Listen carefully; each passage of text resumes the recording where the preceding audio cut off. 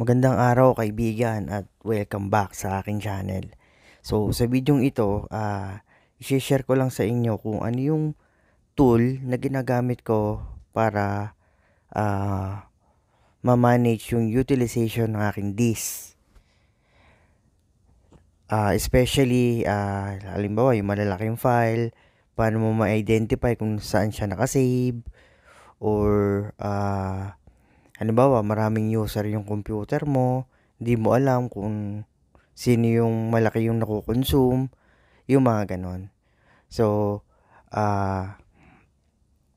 ipapakita ko sa inyo at yan, magbukas lang tayo ng browser, tapos punta lang tayo ng type nyo lang dyan 3 size. Yan. Tapos click nyo lang yan, yung unang-una. Yes sir. Tapos syempre pag sinabing application, laging free yung hinahanap natin. So yan, click nyo lang yung free download. Tapos yan, free download. Sarap basahin, libre. Sige, tira.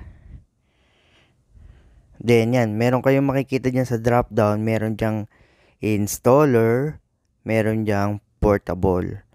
So,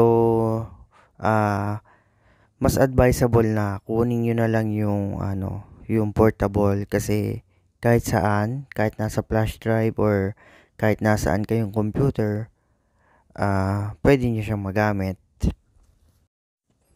Pindutan download at baka magkabayad pa. Yan, pindutin nyo lang yung baba. Yan. 3 size. Yes sir. Tapos, antayin nyo lang yan. Mga sandali lang yan. Depende sa internet nyo. Maliit lang naman yan. Portable lang. So, yun. Antay-antay lang mga kaibigan. Fast forward ko na para mabilis matapos. So, yun. Tapos na nga, no? So, open nyo lang yan. Click nyo lang yan. Open. Yan. Open. Ay, pindutin. Nagbukas na sa kabila pala. Tapos yan, makikita nyo dyan yung 3size.exe. So, hindi mo na yan kailangan install. Na double click ko na. So, nag-open na siya dun sa kabila. And then, punta lang kayo dyan, select directory. Tapos, i-select nyo lang yung drive C. Yan yung system file natin. Ngayon, gusto kong makita yung utilization niya per user or kahit saan man directory dyan sa drive ko na yan. So, run at administrator nyo lang. Ayan. Tapos, from dyan, makikita nyo na lahat kung yung utilization ng per folder. Yan, Yan, ganyan nyo kabilis siya makikita. Instead na isa-isahin nyo yung folder, tingnan mo, right-click, properties, di ba napakatagal nun? So, yun yung tulong sa inyo nitong application na to. Libre na, napadali pa buhay mo. Yan, kagaya niyan, yung users, tingnan mo yung mga users, kung ano yung folder, kung sino yung users na malalaki yung kinakain na space.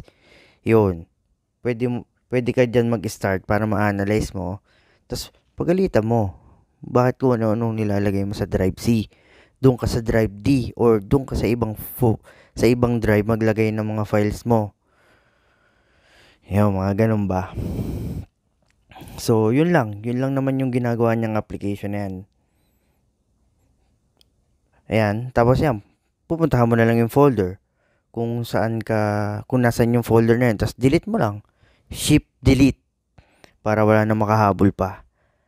So, yun, doon na nagtatapos yung video to. Sana natuto kayo, at kung meron man kayong alam na useful or tested nyo na application kagaya nito, please comment down below para matutunan natin, matingnan ko din, at thank you for sharing.